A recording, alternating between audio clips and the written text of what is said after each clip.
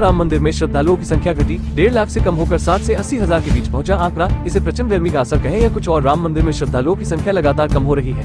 बीते सोमवार को महज 63,000 लोग ही दर्शन करने पहुंचे। इसका असर राम मंदिर में आने वाले दान पर भी पड़ा। रामलला को अर्पित की जा रही निधि समर्पण में 50% कमी आई है। प्राण प्रतिष्ठा के बाद जहाँ रोजाना 1.5 से 2 लाख श्रद्धालु रामलला के दर्शन करते थे, वहीं अब यह आंकड़ा 60 से 80 हजार के बीच पहुँच गया है।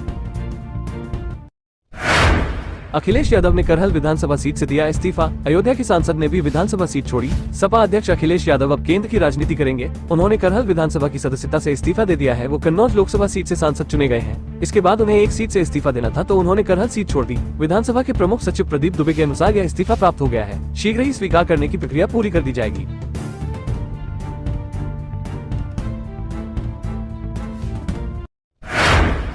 कांग्रेस प्रदेश अध्यक्ष का दावा, हम जीत रहे थे, सरकार ने हरवा दी देवरिया।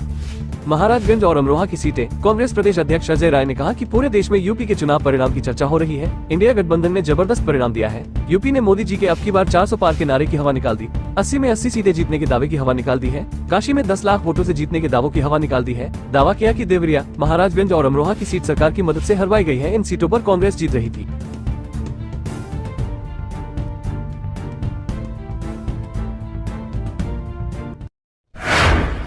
सपा विधायक मनोज पांडे के नाम पर चिपकाई गई काली पट्टी। सपा के मुख्य सचेतक थे। लोकसभा चुनाव से पहले भाजपा में शामिल होने वाले सपा विधायक मनोज पांडे के खिलाफ कार्रवाई शुरू हो गई है। विधानसभा में उनके नाम के ऊपर काली पट्टी चिपका दी गई है। वो सपा के मुख्य सचेतक थे। मनोज पांडे ने राज्यसभा चुनाव के दौरान सपा से बगावत कर दी थी और भाजपा उम्मीदवार का समर्थन किया था। इसके बाद से ही उनका भाजपा में जाना तय हो गया था। बीते दिनों उन्होंने गृह मंत्री अमित शाह की मौजूदगी में रायबरेली में भाजपा में शामिल हो गए।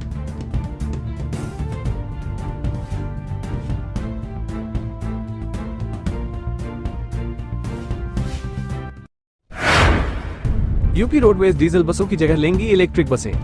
पहली खेप में 5,000 बसें की जाएंगी शामिल। आने वाले समय में यूपी रोडवेज आपको बदली दिखने वाली है। यहाँ पर डीजल की जगह इलेक्ट्रिक बसें चलाई जाएंगी। उत्तर प्रदेश के परिवहन राज्य मंत्री स्वतंत्र प्रभार दयाशंकर सिंह ने बताया कि परिवहन निगम की बसों को इलेक्ट्रिक बसों से रिप्लेस किया जाएगा। इसके अंतर्गत 5,000 इलेक्ट्रिक बसों के लिए टेंडर 14 जून को फाइनल हो जाएगा। परिवहन मंत्री ने बताया कि पहले चरण में प्रयागराज, आगरा और गाजियाबाद से जुड़े जिलों के बीच लगभग 200 किलोमीटर की दूरी तय करने वाली इलेक्ट्रिक बसें लगाई जाएगी।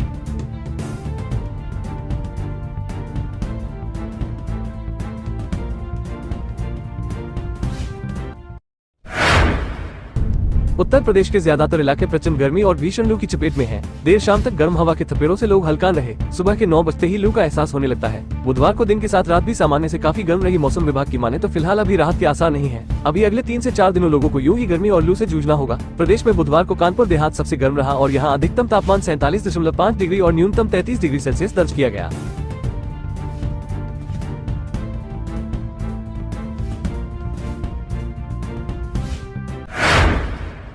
बिजली कनेक्शन के लिए जनता को अब अधिकारियों या कर्मचारियों का चक्कर लगाने से निजात मिलेगी।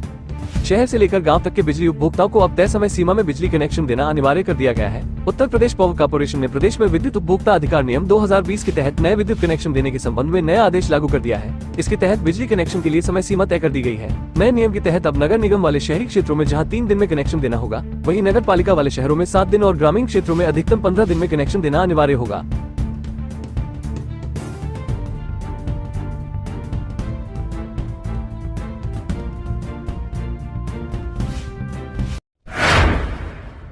विश्व हिंदू परिषद के कार्यकर्ताओं ने रिहायशी में हुए आतंकवादी हमले को लेकर मुंबई के ओशिवारा इलाके में विरोध प्रदर्शन किया। पड़े हुए हैं हमारे जो जवान हैं, हमारी जो सुरक्षा है, सुरक्षा के भी 5 जवान घायल हो गए हैं। उनको पकड़ने में और अभी भी ऑपरेशन जारी है, जिसमें हमारे पुलिस प्रोटेक्शन का एक जवान भी। यात्री जो दर्शन करने के लिए जा रहे थे, उनके ऊपर गोलियां चलाई गई है झाड़ियां में छिपकर, जिसमें हमारे ओडिशा के मनोनीत मुख्यमंत्री मोहन चरण मांझी ने भुवनेश्वर के जनता मैदान में मुख्यमंत्री पद की शपथ ली। ईश्वरଙ୍କ नामରେ शपथ करूअछि जे मो विधि द्वारा प्रतिष्ठित भारतर संविधान प्रति श्रद्धा और निष्ठा रखिबी, भारतर सार्वभौमत्व और अखंडता रक्षा करिबी, ओडिशा राज्यर मुख्यमंत्री रूपे मोर कर्तव्य